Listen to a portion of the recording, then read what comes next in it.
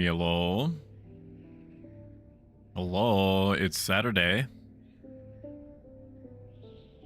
Trying to figure out if I'm hearing sounds from outside. I think my wife is cleaning. It's Saturday.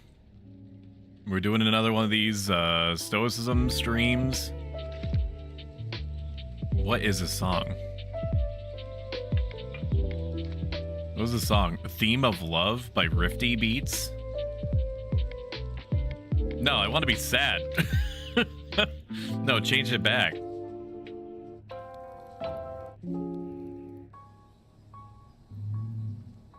Maiden in Black. Secret Betrayal.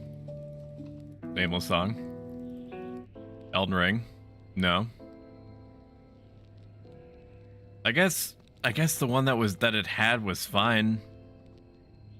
We'll just change it. We'll change it to the lo-fi Dark Souls in a minute. Theme of Love, it was called. Okay, whatever. Hey Cyber Gem, how you doing? Is that actually a Stoic Paladin? Unfortunately, I'm probably not going to be playing on it today. I just love using Final Fantasy XI as a backdrop, because even though the game is literally 20 years old at this point, it has some pretty good set pieces in it. And it also, you know, tickles the funny parts of my brain to feel like I'm logging into Final Fantasy XI and I'm gonna start doing stuff again.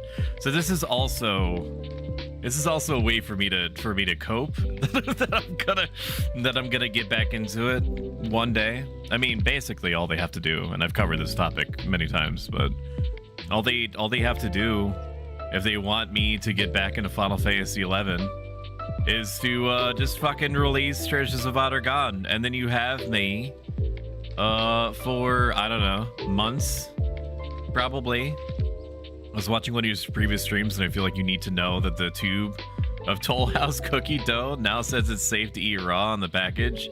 That's good to know. I guess that they just realized that they couldn't fight the tide, right?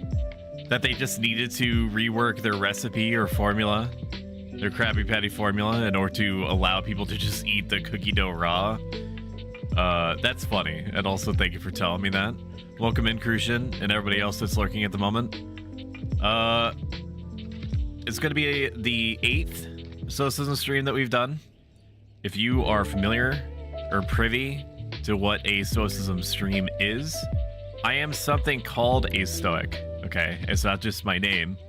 My name, my own name, my Twitch name is a constant reminder, and has been from the very beginning, of what is the most important to me, which is the philosophy that I practice, the 2,000-year-old ancient Greco-Roman philosophy that I practice that affects everything that I think, say, and do, and has for the last 10 years.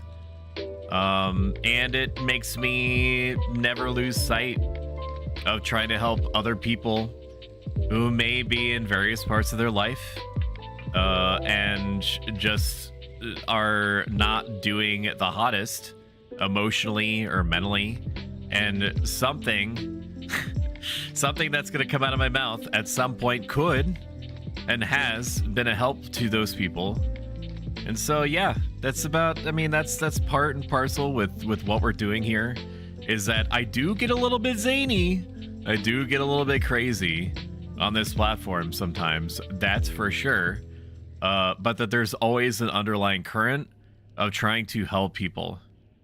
And if I help even one person through anything that I do to realize that life can be more than just an endless siege of negative things, or an endless trying to acquire constant positive things, then I've accomplished what I've set out to do. To take some of the danger out of it, but still.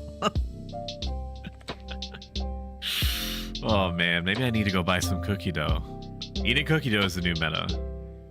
So like other Stoicism stream specials, on top of talking about self-help life advice strats that are just general enough to apply to whatever might be bothering you today or tomorrow or yesterday, or a little or a lot, this stream is going to double function like you, chatter, are just hanging out with me. We're drinking coffee, and we're talking about how our brains work. I've set up a link to an anonymous sign-up list feedback site you can plug questions into anytime you have a question about anything, in case you want to ask something, but it might be sensitive, or if you don't want it to be associated with your Twitch username or both.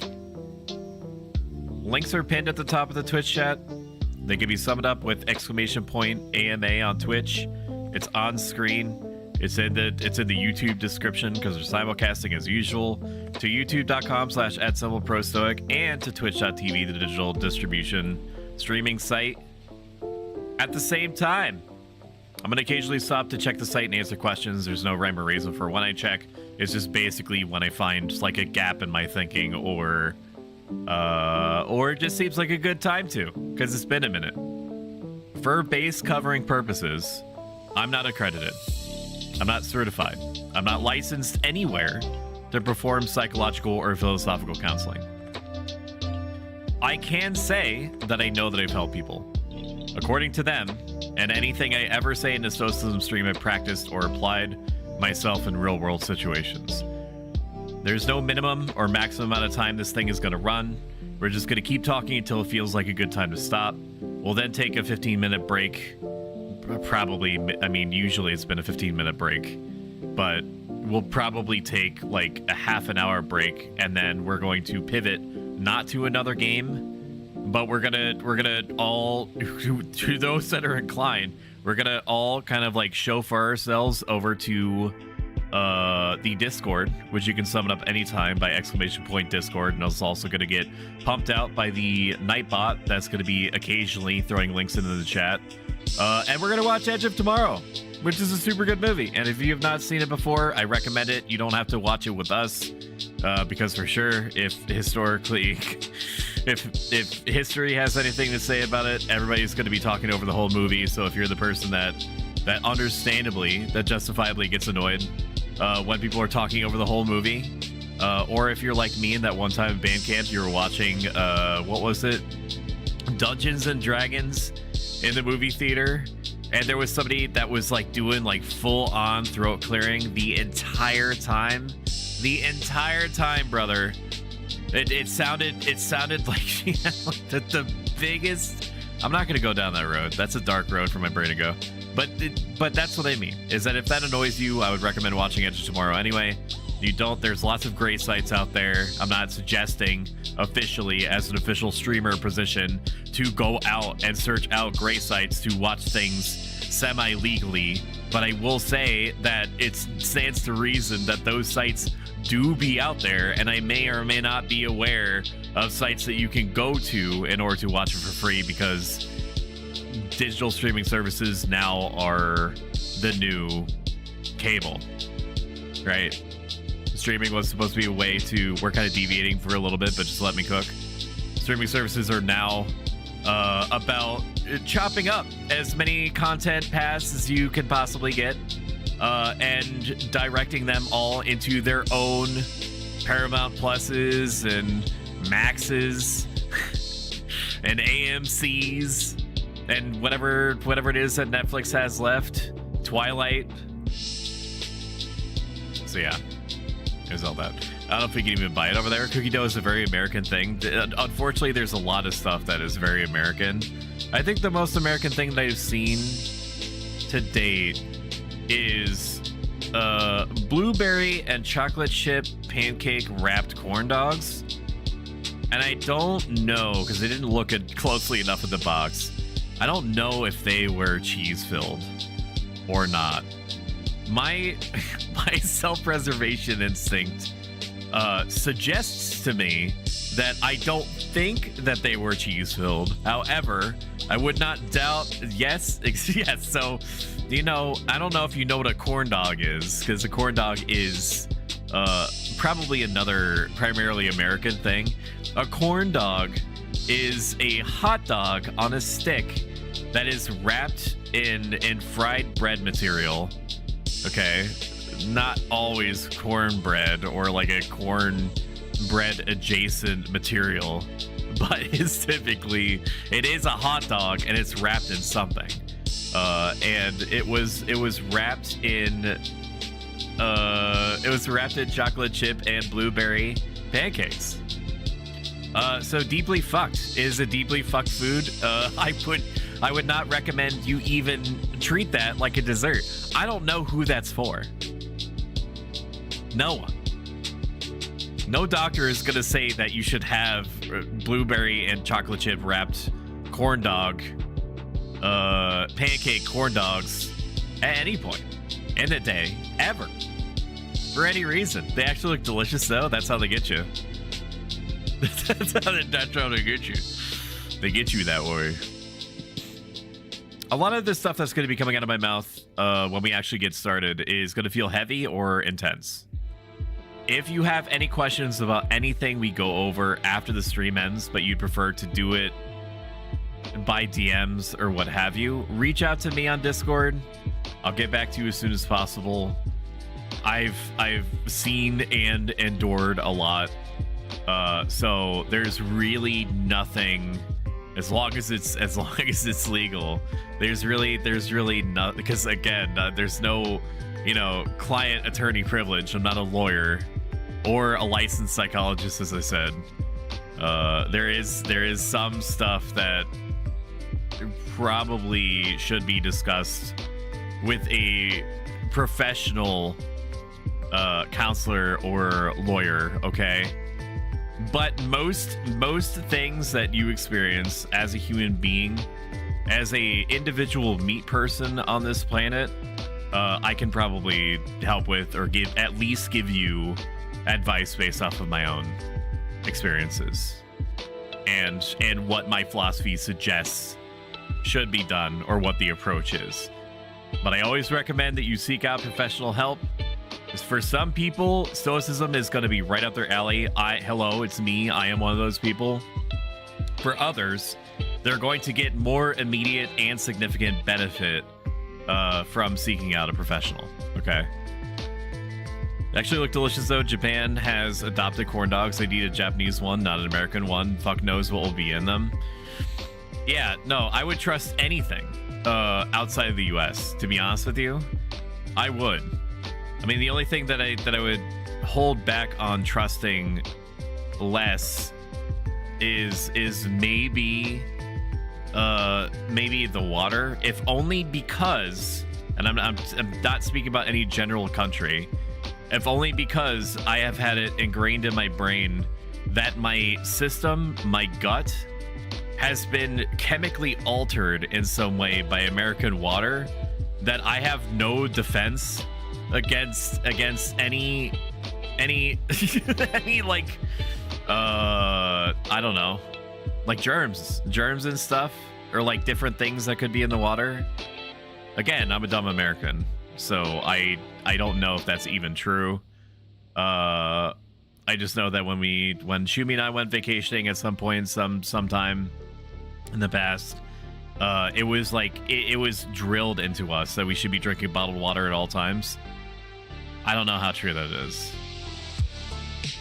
Lastly, before we actually get started, why am I doing this? It's because I owe a debt. I owe this movement, I owe the philosophy, I owe these people from thousands of years ago for who I am, and the belief that I can actually become the type of person I wanted to be since I was a kid through my own efforts. I owe it to people going through what I did the majority of my life, hopefully to give them the tools they need in order to help themselves before they feel comprehensively, utterly, constantly lost or alone like I did once. It is a goal of mine to stream part-time, and if we get there full-time, so I have as many opportunities as possible to impact people that may or may not be suffering like that. If I continue to help even one person with every stream, like I said, I consider it accomplishing my core goal, no matter how much or how little money flows through the channel, or whether I float 1 million followers or 100. True for places that don't have good water filtration. If you come to the UK, you would be fine, I'd imagine. I would think so. In the last 7 Stoicism streams we've done, we've more or less focused on high-level overviews of Stoicism, what it is, some important concepts, how to apply some of it. I've more or less hesitated to get deep and dirty with what it actually means to be a Stoic, to start practicing, and why you should keep practicing even when it gets hard. I'm gonna turn down the music a little bit, because I don't think that it's like a problem, but I just don't want to. I don't want to be fighting with it. Not that I necessarily think that I am. I've been more or less hesitating to get deep and dirty with it, with what it actually takes to be a Stoic, to start practicing, and why you should keep practicing it, even when it gets difficult. One of the reasons is that I haven't trusted myself fully to fulfill a kind of Stoic teacher or schoolmaster role, even after 10, 12 years of applying this stuff in real time.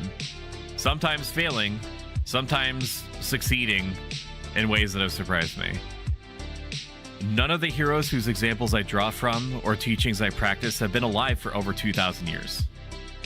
I don't have the weight of a professional academic background behind me. I'm not a cognitive behavioral therapist, which is the closest analog to a modern, established Stoic therapy practice. What I am, however, is someone that spent the last 10 years or so seeing through the lens of this ancient philosophy and used it effectively, arguably, when confronting some of the worst life experiences one can have.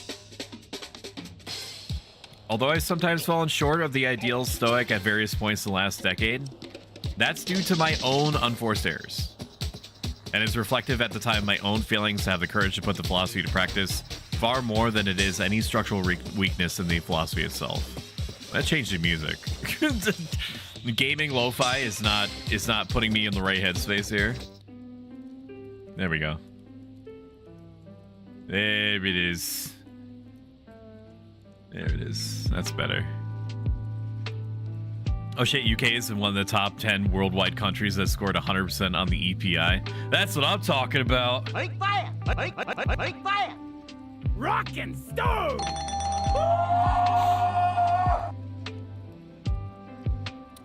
Though very little of the Stoic original texts survive, time and time again, the Stoics in the remaining written works stress that so much of it is discoverable in the self through careful practice and introspection. It's not necessary to have all the Stoic work available. It's enough to reflect on precedent and framework, and then practicing to the best of our ability in whatever stage of life we happen to be in. I can only teach in reference to my own experiences with Stoic philosophy, what I've reflected on in all that time, my own conclusions about the philosophy and its punching weight in an era that's totally different from the one it originated in. Although Stoicism is making a comeback in popular culture, when I started practicing, I thought I was operating in a vacuum. For all intents and purposes, I believed I was alone. And at the time, I couldn't find much more on it online than academic articles and the like. I discovered Facebook groups some months after starting, but I elected to make my own and post what I learned to it as I went. The very first thing that I did, the very first thing that I took to heart, the very first memory I have of burning this stuff into my brain was that it's not possible to make full use of Stoicism while behaving, thinking, and acting the same way. Any of us can take some things away from Stoicism and apply it and get benefits from it without needing to subscribe to the philosophy proper. Okay? So like cognitive behavioral therapy would be a good example of that. The Stoicism provides like a why that cognitive behavioral therapy kind of shies away from. So there's resources out there that you can tap into, including drawing some from Stoicism itself. It's just something that gives you the widest range of benefits if you just try to grapple with it and apply it and incorporate it into your being. Okay, but it is not required for you to be a Stoic or to refer to yourself as a Stoic in order to get mileage out of this. US is 23rd at 89.3%. That's a B, baby. That's a solid B. That's like a B plus. Awesome. This is because you're trying to retrain the way that your brain works when you're dealing with everyday situations, both negative and positive. You are working against a tide that you're surrounded by both internally and externally. By the judgments, the opinions, habits you formed over your lifetime. However long or however little that's been, in an ongoing torrential, often materialistic culture that's bearing down on you day in and day out. By trying to practice Stoicism to whatever degree you find beneficial for you or appropriate for you, you're shifting your perspective. You become your own guide. You're not alone in doing this, but you are responsible for your own internal heavy lifting. This is because you are fundamentally changing what you value and how you value it, and you're turning it away from outward things, directing it inward. If this all sounds like a scary or difficult process, it's because it can be. Sometimes it is. But the enduring, independent sense of peace and contentment, regardless of what's happening around you and to you, that Stoicism suggests it can give is there. It's in you. It's waiting to get tapped into. If it was easy to unlock it, if it was easy to maintain it, if it was easy to live it, everyone would do it. Very little in life with that kind of impact comes quickly or easily. There has to be something like a Full Metal Alchemist level of equivalent exchange. Changing the way that you think, the way that you act, the way that you speak necessarily will cause some people to act or think differently about you, at least at first. This includes family, close friends, coworkers, superiors, acquaintances. This is because most people, including strangers, are accustomed to thinking of you and others and people in general in a certain way, and have certain expectations of each one of those groups. You have to accept that people will laugh at you when you try to describe what Stoicism is. You have to accept that people will judge you. Some people may even belittle you. While I didn't experience much of that personally, possibly due to the conventional things I accomplished and the reputation I gained while practicing Stoicism, it nevertheless did, could, and will happen. To give you a little bit of an anecdote, when I was in college, which is about halfway through college is when I started practicing Stoicism and started calling myself a practicing Stoic. I originally went to college for psychology because as far as I understood it, at that point, that's just what I was supposed to be. I was supposed to be a psychologist or I was supposed to be a counselor because I knew two things at that point. The first thing that I knew was that I was what could be described as an active listener at the time. That people could just tell that when they were describing things to me or opening up to me, that I was actually listening to them, that I was attentive. And I seem to be good at talking to people. I seem to be good at talking to people about their problems, about helping them work through things that were difficult for them. I didn't have a dream, necessarily. I didn't want to be an astronaut. I didn't want to be a doctor. Okay? I didn't want to be an engineer.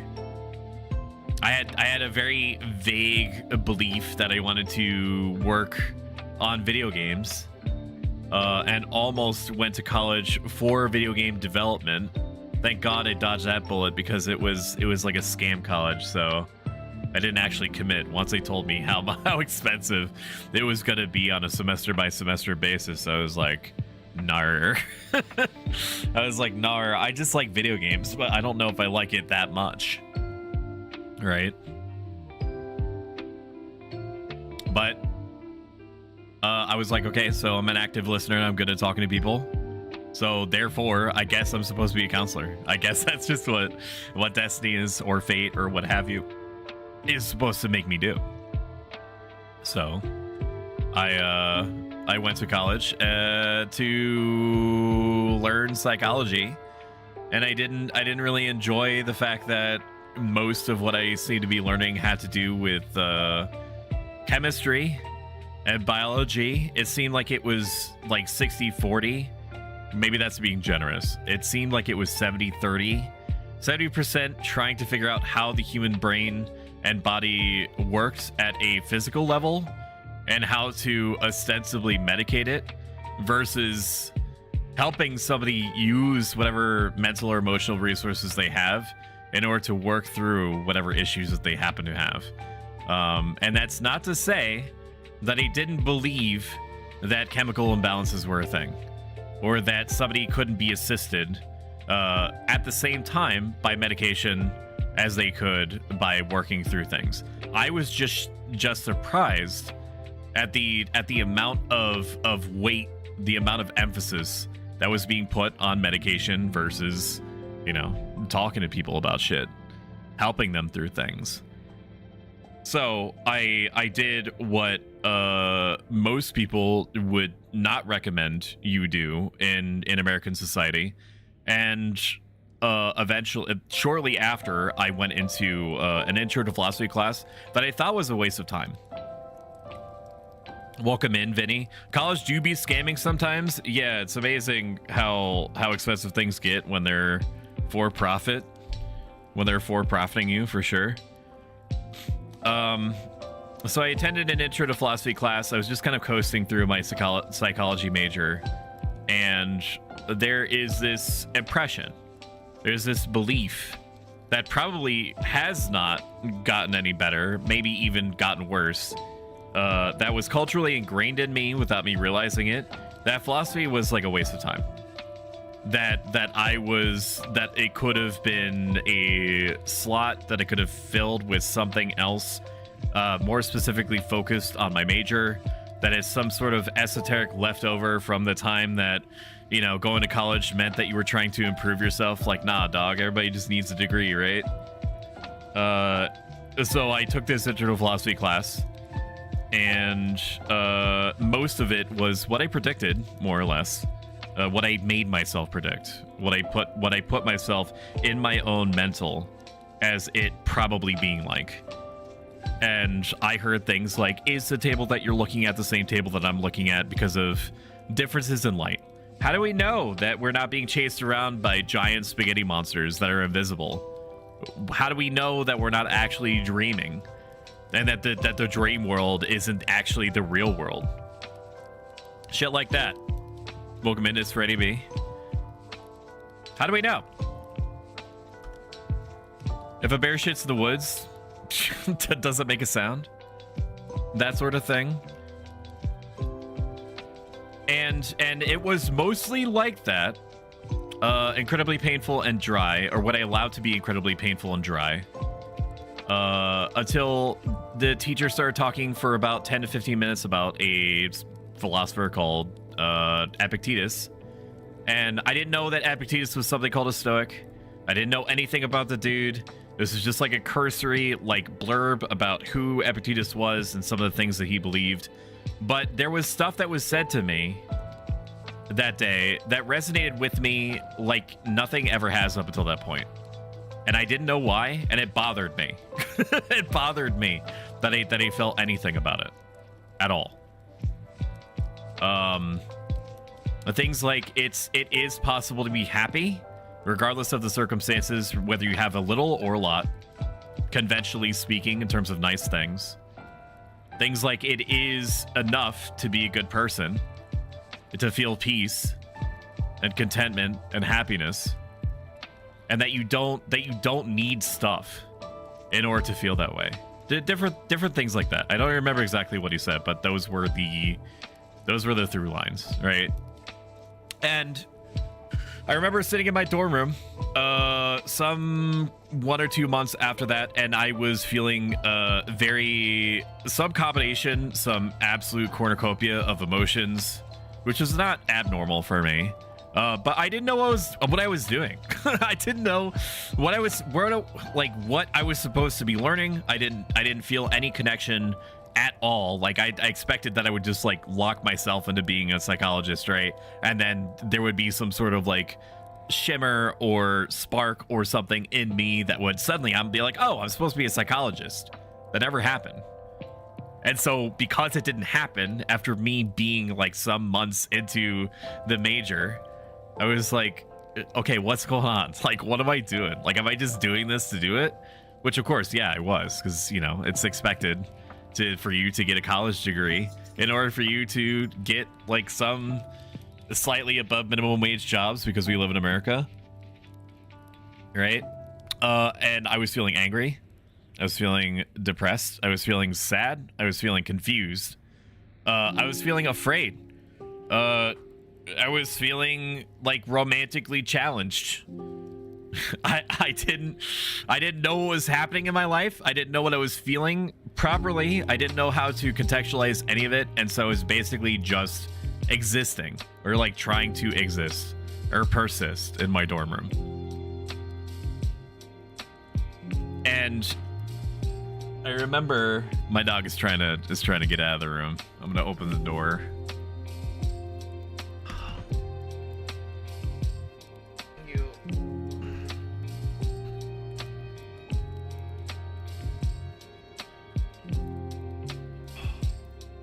Cord always gets stuck in my chair, dude.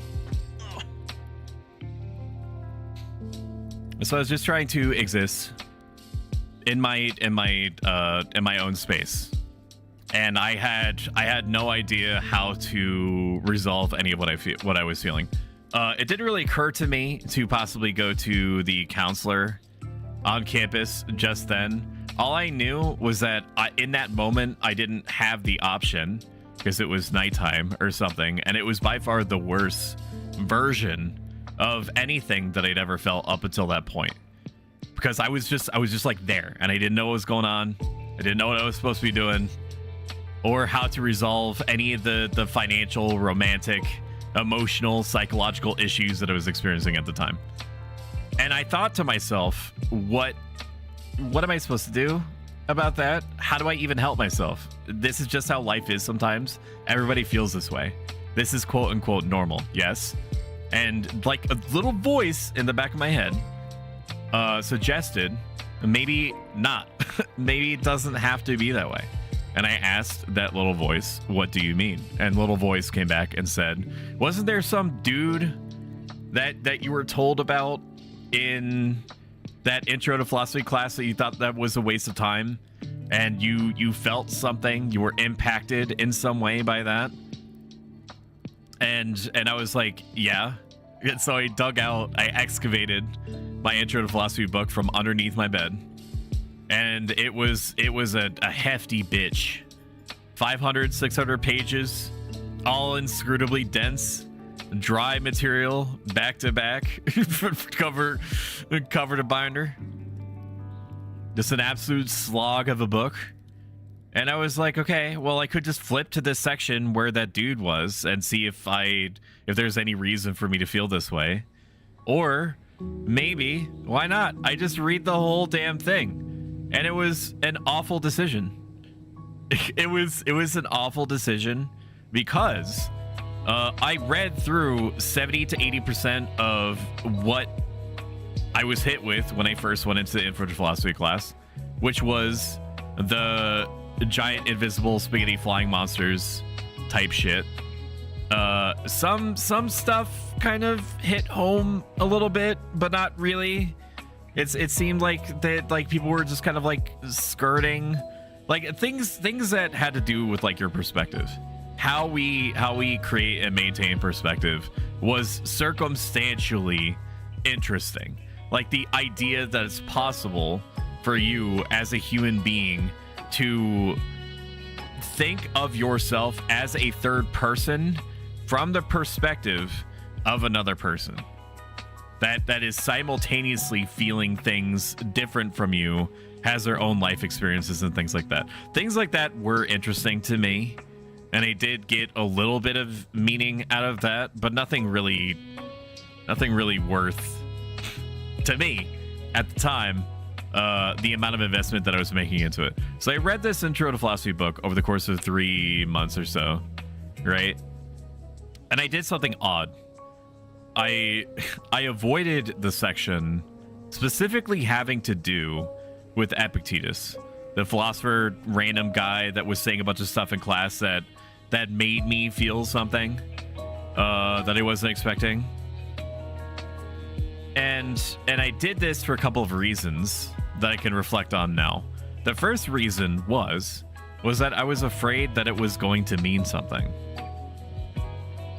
I was scared that it wasn't going to mean anything, So I was both afraid that it was going to mean something and that I was going to have to make some like substantial psychological changes that may run out some point. Like, you know, like what if it impacts me a little bit and then I just don't feel anything after that?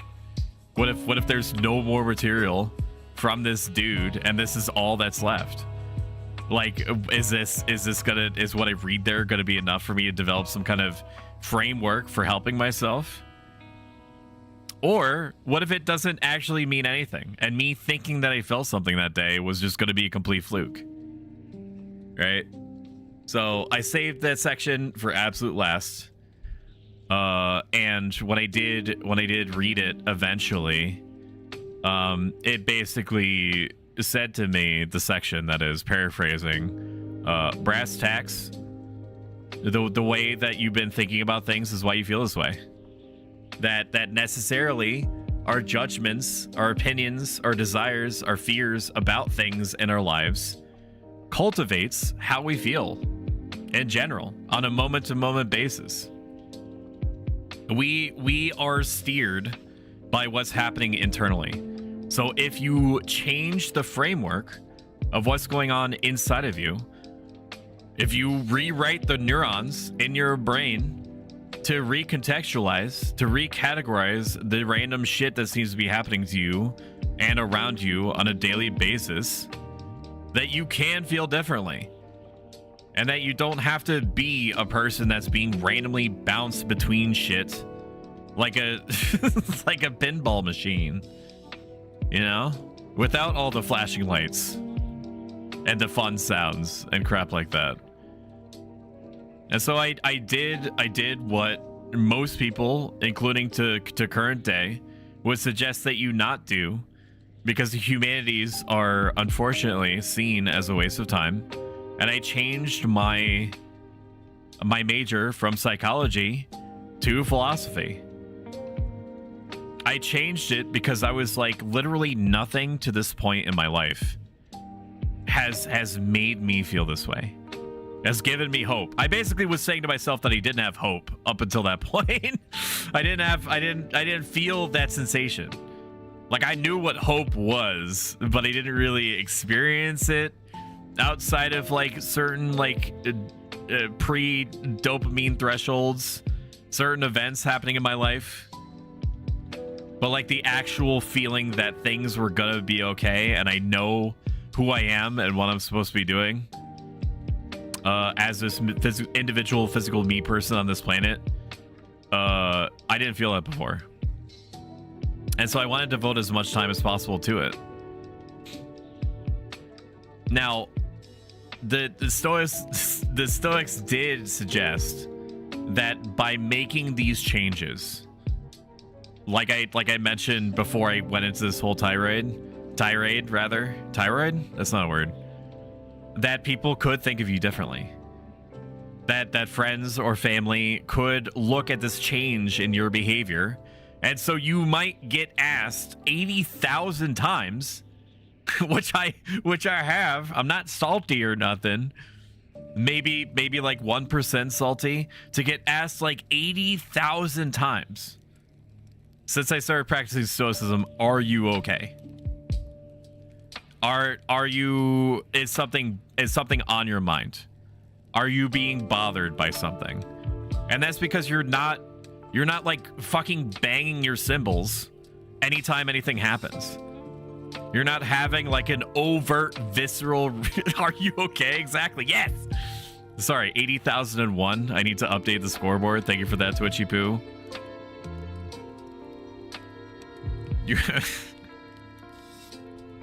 Are you okay? Is something on your mind? What's going on? You want to talk about it? It's because you're not like overtly showing, you're not wearing your emotions on your sleeve, right? And most people in today's modern like overtly showy culture, if you're not like wearing your emotions on your sleeve, if you're not parading how you're feeling, people don't know how to assess that. And so that is the worst of what I've experienced, is most people is most people asking me, "Are you okay?" over and over again. It's because they don't understand what Stoicism is. They don't understand what you're trying to accomplish.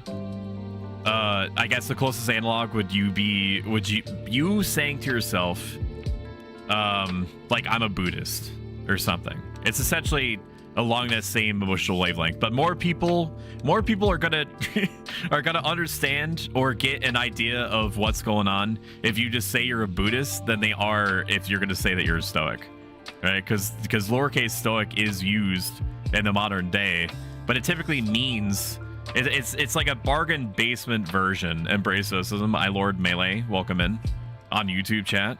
Good to see you.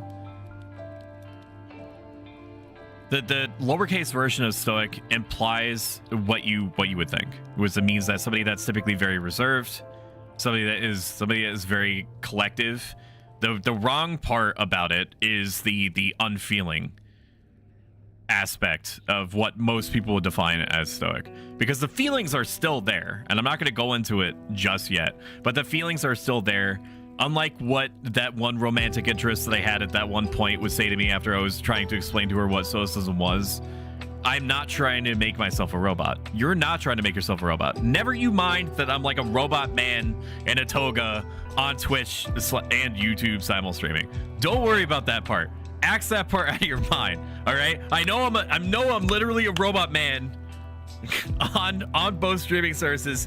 Don't worry about that part. Just focus on what I'm just focus on what I'm saying. Okay. The point is that people are not going to get it. They're not going to understand why you're doing this thing. They're going to have this impression that you're trying to make yourself into a robot if you explain it to them. What if you're a man robot though? That's a good question. I'm gonna fix my ad break timer at the top right here, because it doesn't update properly unless I hit the snooze button twice, which incidentally buys us another 10 minutes of talking or so. So it's because people are accustomed to thinking of you and people in general in a certain way. People in general, your family, your friends, strangers, acquaintances, have certain expectations of how they think that people should act, and they get confused when they don't act that way. You have to accept that some people will laugh at you when you try to describe what Stoicism is to them, or that it's going to weird them out. Okay? You have to accept that people will judge you. They might even belittle you.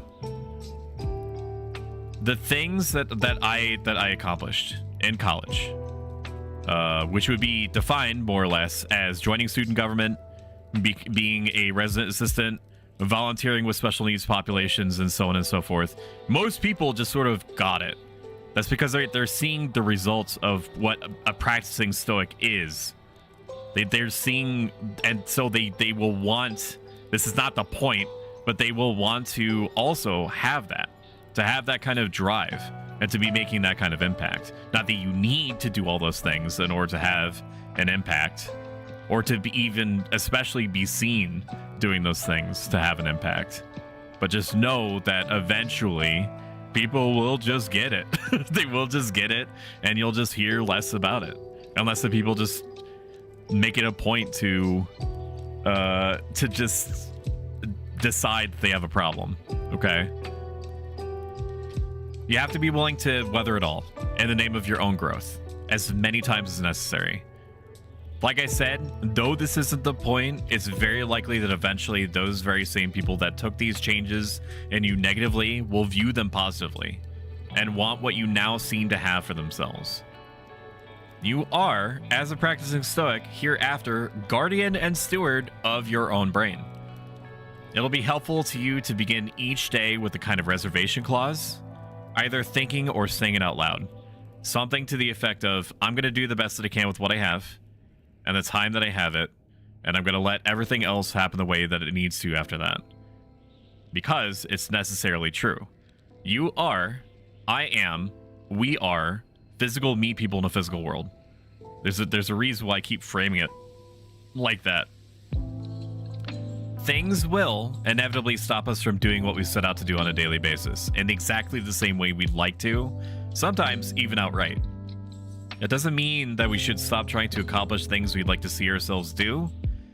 It does mean stopping ourselves from getting frustrated or sad or so on as far as we can when things don't go our way despite our best efforts. Or towards others, if they seem to be getting or doing whatever it is that we're aiming for. Everything in our lives is with us only so far as the giant weave of causes and effects has them, down to and including our own bodies. We are ourselves a cause and effect. So while we do have some license in maneuvering things how we'd like to see them, we're not often or even primarily the sole driving force behind things happening the way that they do. Depending on your perspective, it may have never been intended by our apparent design by whatever powers that be that we should be. It's an outward-looking angle where we should be focusing most or virtually all of our attention inward, only viewing things outside of our minds through that lens. Not only is that how we're going to find actual peace and contentment, but per Stoicism, the Stoics suggested that it's the only way. And I happen to believe them based off of my own experiences. The reason why I'm looking over here is because I want to refresh this anonymous feedback site. So the feedback link that is on screen at the moment is summonable by !AMA, is pinned at the top of Twitch chat, is in the description of YouTube chat, and so on. You don't have to sign up for this. You don't have to register. All you need to do is just put in a name and your comment. Just make sure that even though it's anonymous for you to sign up and comment, other people can see what you posted in there. Okay? So don't put any personally identifiable information in there at all. Okay? I'm going to refresh this and see if anybody put any questions or anything in here. Okay. We Gucci. All right. There are things that are inside of our control. There are things that are outside of our control. Things that are outside of our control include the ultimate state of our own body, fame, our wealth, our occupations. Things inside our control include our desires, our fears, our opinions, our judgments, and our habits. Whenever we value things outside of our control more than what's in our control, we give control of our minds to the people we think can give or take away those things. We become afraid. We become envious, jealous, angry, so on. Whenever we value things inside our control, we hold onto control of our own minds. So that if someone or something comes along and impacts us outwardly, we have a first line of mental defense at worst, and at best, we have a means of converting that new outside thing into something constructive, into material for our well-being, whether it's a positive or a negative event. So how do we do that? What do you mean? What are you saying, streamer? How do we stop ourselves from just eating every single thing that happens to us at face value? The very first key is recognizing how we contextualize things happening around us and to us, so that when stuff happens, we don't go straight from this thing happened to me to this is immediately good or bad, and that's just the long and short of it. Whenever something happens to us, two things happen in our brain at almost the same time. Up to our five senses give us an imperfect snapshot of what seems to be happening right then. This combines with a non-voluntary value judgment about what things that seem to be happening could mean for us. The Stoics describe this as a first movement of the soul, and it can almost never be trusted at first glance. Unless there's like a piano falling and yes, you should get out of the way, right? If you're about to get crushed by a piano, then you should probably move out of the way. That's recommended. That first movement of the soul is accurate. But for the vast majority, when the non-voluntary value judgment and this five senses snapshot combine together in our human minds, it becomes something that we can understand, something that we can respond to, called a proposition. If we agree that the proposition is accurate, that there's absolutely no way we could get it twisted or misunderstand what we think is happening, the original sentiment that we felt from the first impression of the situation gets reinforced, along with whatever emotional or thinking habits we have about the same or similar situations. This act of agreeing that this thing that seems to be happening, and this is how I should first feel about it, is accurate, is called giving our assent. If we hold back on giving our assent, if we hold back on agreeing with what we first feel, essentially we're saying to the situation, you're an impression and you're not necessarily what you seem to me to be right now. We accomplish two things. For one, we create and build a habit of stopping gut reactions from taking over our brains instantly the moment anything happens. And we give ourselves a chance to reflect on the underlying causes and effects of the situation. We assess what our role is or isn't in relation to the thing that seems to be happening. We get a sense of what kind of outward agency we have to steer what seems to be happening towards a conclusion that we prefer. And it gives us a chance to get some other evidence that the thing that seems to be happening might not be completely how it seems. The act of knowingly giving assent, or knowingly holding back assent, fundamentally reworks the relationship between us as individual meat persons and everything that necessarily happens outside of our individual meat person bodies. Instead of us simply reacting to everything, we reclaim agency over our own minds so that we become the acting party instead. This might seem paradoxical, that it's possible to be acting agents in a reactive universe, or said differently, that it's possible to have free will in a seemingly deterministic world. But for Stoics, to me, it is possible. They refer to it as co-fatedness, the idea that certain results are likely or inevitable, such as us being human and us having to die one day, but that trajectory is necessarily influenced by whether we eat healthy, whether we exercise, whether we take medications when sick, and so on. All right, I'm going to take a drink because I haven't stopped talking for like the last hour. Oh my god, how is everybody doing? If you're comfy, don't worry about responding to me. I'm going to refresh the feedback site and see if anybody put anything in there. No, we are good then. All right, so what I'm going to do is I'm going to run ads now so that we don't get stopped unceremoniously while we get into the middle of a new tirade or something. If you've enjoyed this so far and you want to see more of it and get updates when I'm around, match that follow button. If you like this a lot and want to support the channel and all the projects that are running in tandem with it, consider subscribing. Not necessarily now, at some point in the future if you have the means to do so. Every single penny feeds back in the channel in some way. There is, because Twitch is panicking, there is a 5 times a gift sub discount for some people. Quote unquote, they're rolling it out as an experiment with no end date. So if you are well off, okay, or have disposable income, and you feel like being extremely generous to me randomly, that is an option for you at a discount. All right, I'm gonna run ads. I'll be back in a couple minutes. I'm gonna go to little robot man's room. Don't go nowheres.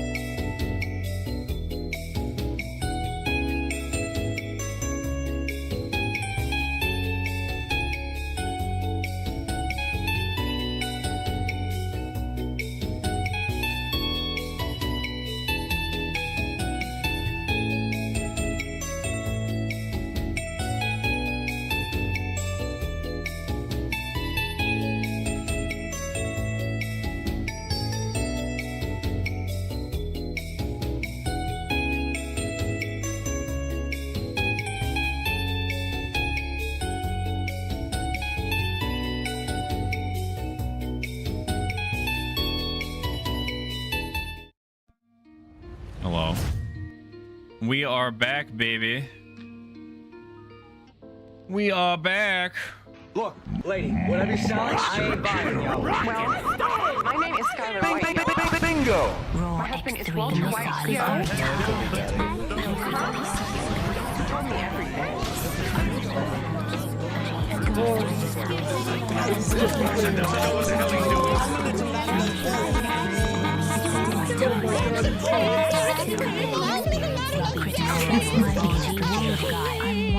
All right, yeah.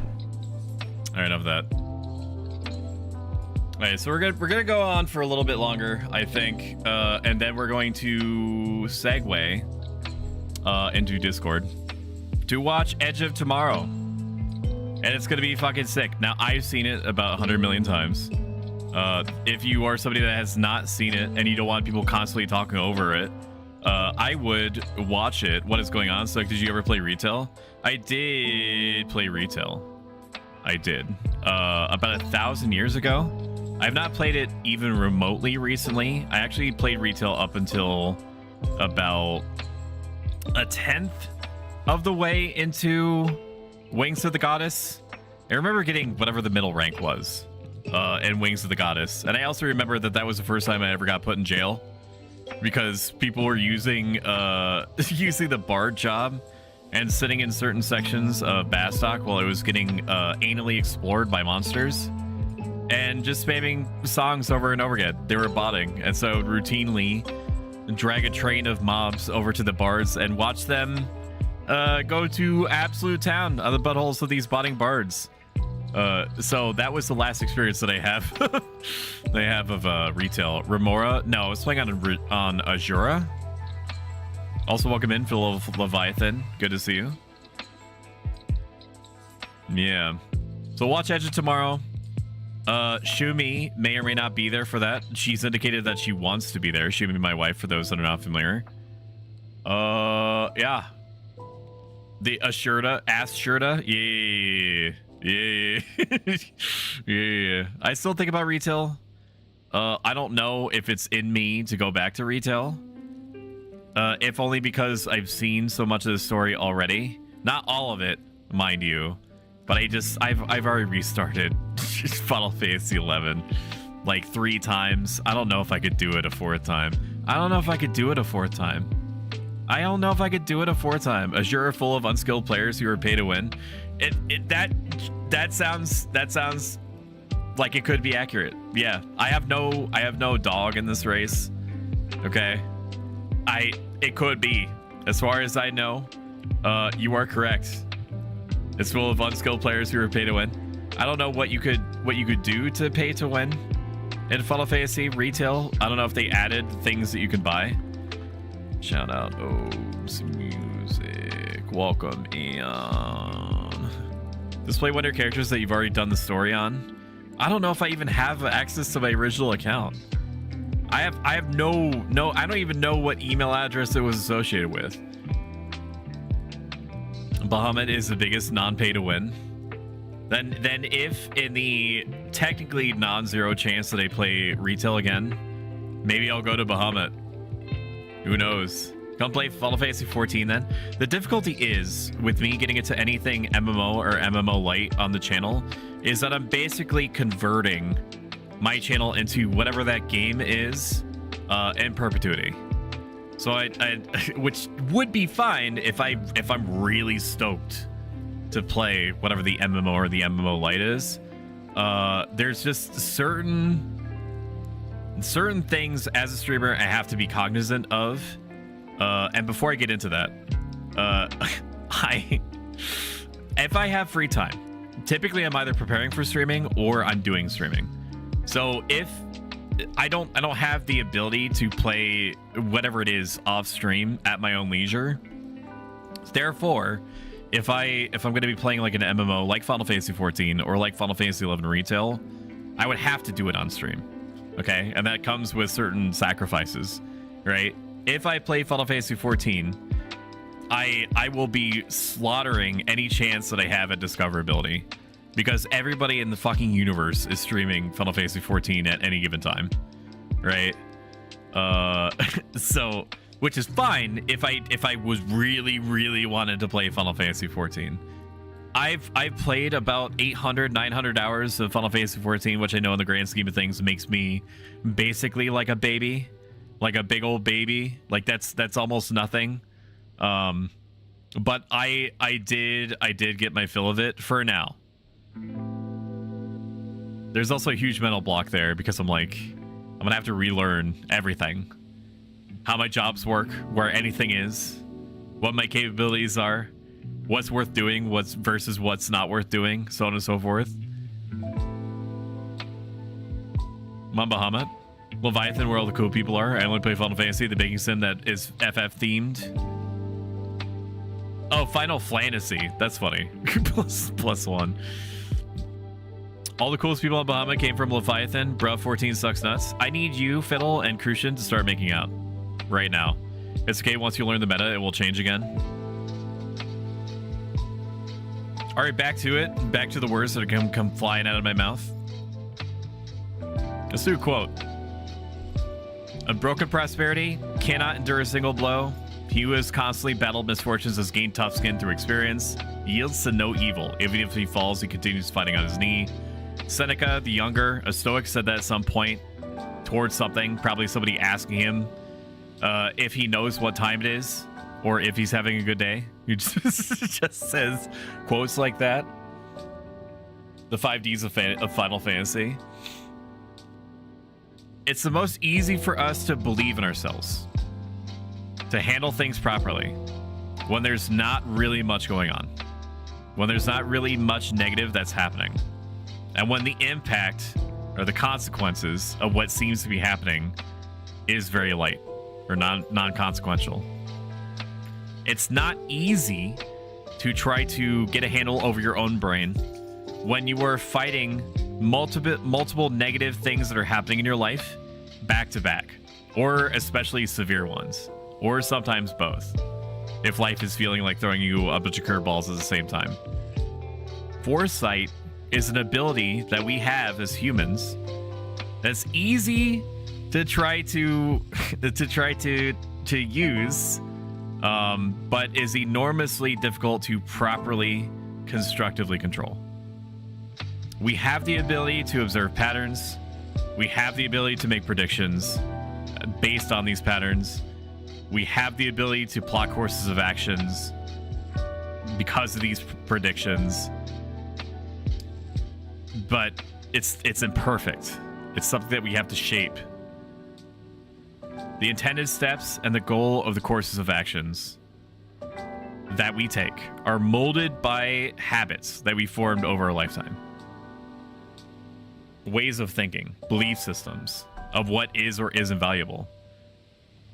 These beliefs are themselves founded on judgments of what is or isn't valuable, what should be chased after, and what should be avoided as something scary. And how this affects you and what your perceived well-being is. In other words, a person's beliefs about what is helpful and good for them, what is harmful and bad for them, determines how that person does shit and how they process circumstances that change around them. Paraphrasing my dude Epictetus, if you point to a rock or to a log, you can tell what it is. It's a rock or it's a log, and that's pretty much the end of it.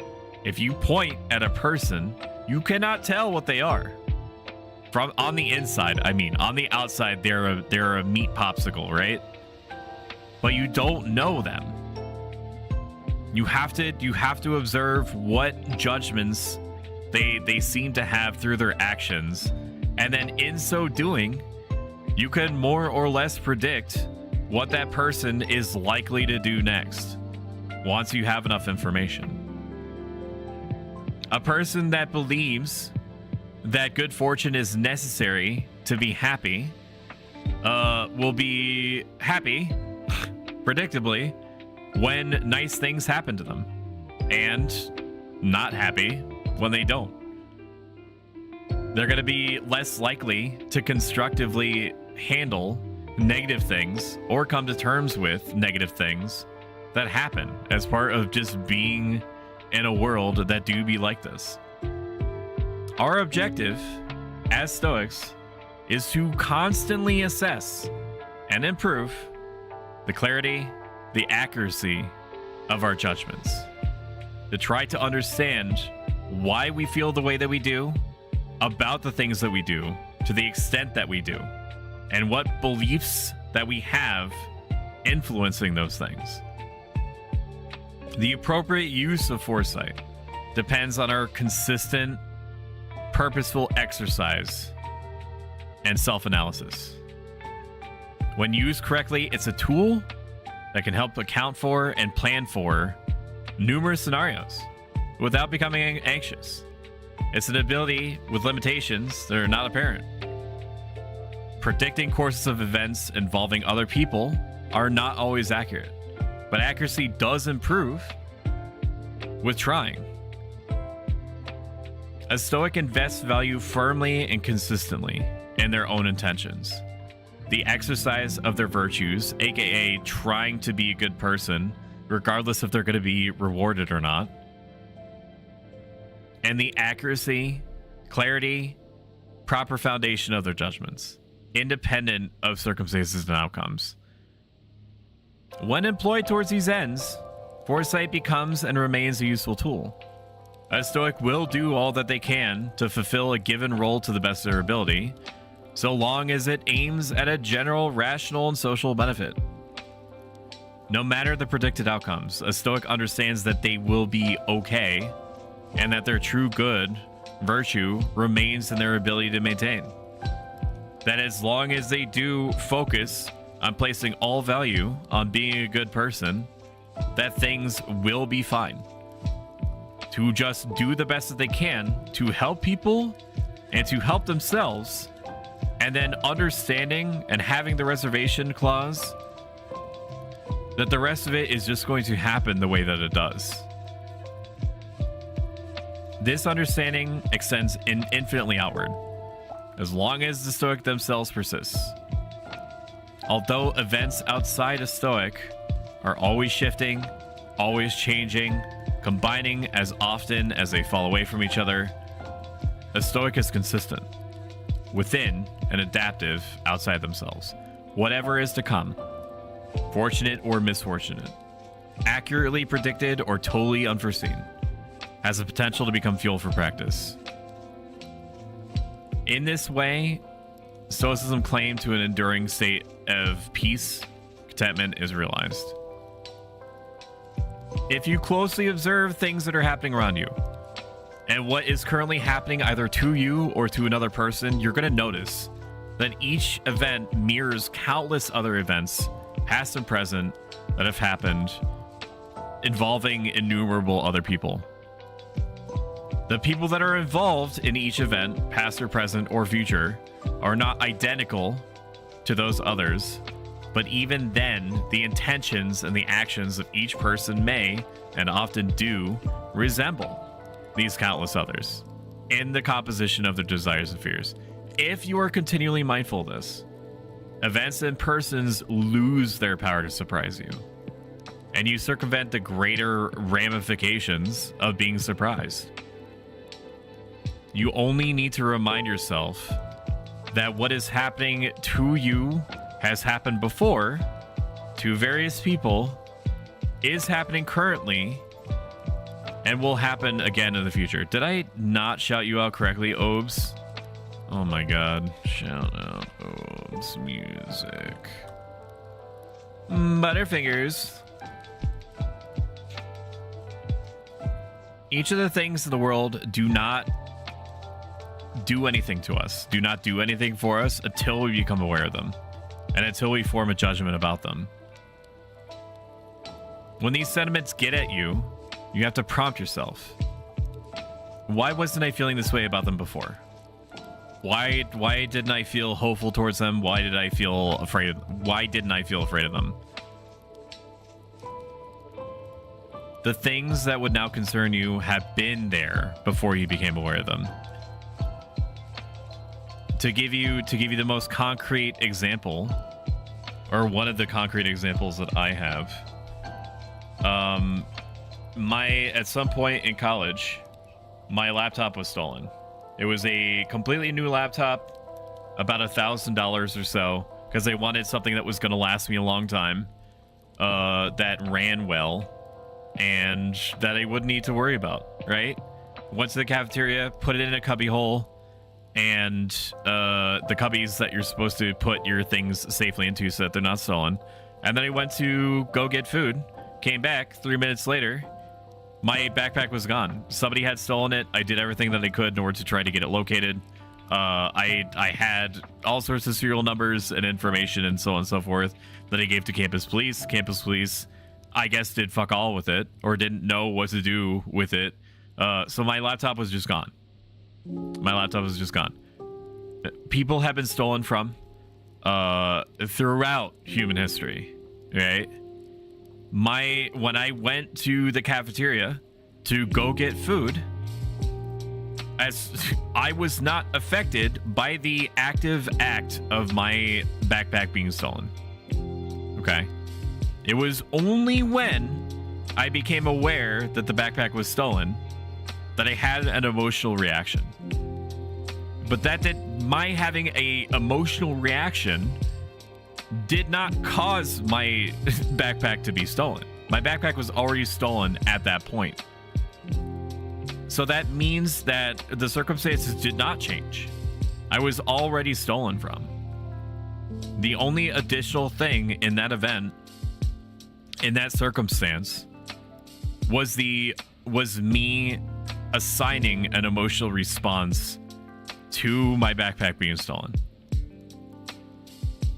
So if we go back to my whole breakdown of like why we feel the things that we do, how we become aware of things, and so on and so forth, I could either assent to the idea that my backpack was stolen and this is a bad thing, or I could tell that impression to wait until I got more information, until I could better contextualize what my backpack being stolen with my laptop in it was actually meaning for me.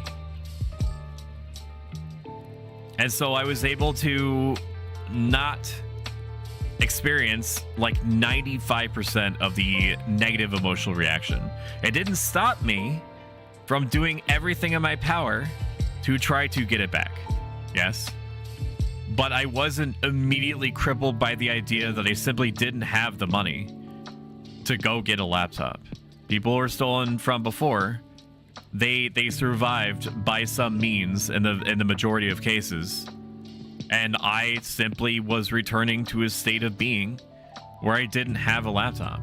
Me feeling like this is a terrible thing that I'm not going to have my laptop anymore is not going to bring the laptop back. It is the nature of a laptop to be capable of being stolen. Could the person need it more than I did? Is it possible that they just didn't care? That they didn't know what they were taking? There's no way of knowing. But the only thing that I could control was my response to it. I was very proud of myself for handling things in that way. When you knowingly act as a good person, when you do good acts for their own sake, you're going to find that you're more resilient. You're going to find your ability to convert each difficulty into opportunities for training your rational and social faculties. If you act or react for the sake of a response out of people or some material benefit, you lose that opportunity. And you start chasing after the hope that you're going to get noticed for doing things or getting some physical benefit out of it, more so than you finding positive reinforcement just from doing the good thing, just from trying to be a good person. The objects of your fear that manage to get at you are going to one day pass. New ones may surface, but those two are going to fade. And the sequence will continue, so on and so forth, unless you have careful diligence over your own mind. Now, there is a weird risk that once you are more comfortable practicing Stoicism, that you will just assume that you have it locked in, and that's something that I've been suffering over and recovering from over the last 3 or 4 years. Is that I had just assumed that I could go on autopilot, and that I would just automatically do the right thing or approach each new thing correctly. But you are still a student, right? I'm still a student. And so missteps are going to happen. And necessarily, if you allow the missteps to happen without trying to course correct, then it just sticks with you, right? You need to try to not double down on your mistakes. But be patient with yourself. It's not possible to master these things quickly. Just instead, do your best to act continuously on them. And that's possible regardless of what the circumstances are. The product of thinking this way, of trying to be a good person for its own sake, results in a paradoxical sounding state of being called rational emotion of joy. Joy is a sensation of being in alignment with the world instead of merely existing within it or existing in conflict with it. It's a feeling of self-acceptance, that the result of the mind and person being in agreement with each other. All value is refocused from external goals to internal ones, and it entails the life of continuous progress and fulfillment. This all trends towards something called eudaimonia, which is a blended state of happiness and a tranquility that's brought on by the willful embodiment of a virtuous life. I know that this was a little bit of a short one. Apparently my voice is struggle boating more than I expected. It's also very hot in this room. I think hotter than I anticipated that I was gonna get once I started talking. I basically turn into a furnace whenever I'm focused. Let's refresh this page and see if anybody had any input on anything. Alrighty, so I'm actually gonna cut this one short. We're probably gonna do like a like a cafe made stream, like a Japanese made cafe themed stream for the next one. So look forward to that. If you've enjoyed this a little bit, make sure that you mash that follow button. If you like this a lot, consider subscribing. Every single penny goes back into making the streams bigger and better. The next stream is going to be tomorrow at 2 p.m. Eastern Standard, or regional equivalent. We're going to be playing Remnant 2 with It's Franny B, who is exactly like me, only British. And that's going to be fucking crazy, because they're probably going to get smashed. All right, let's find somebody to raid you guys out to. Oh, let's send you over to L. Harabel. L. Harabel is my favorite tsundere person. You'll find out for yourself why. She's playing Path of Exile, aka like What If Diablo, but good. /raid L. Harabel. All right, my friends. I'll see you tomorrow at 2 p.m. Bye. Bye, bye, bye. Bye, bye, bye, bye, bye. Have a good one. Bye. Take care. Bye. Have a good one. Bye. Bye, bye, bye.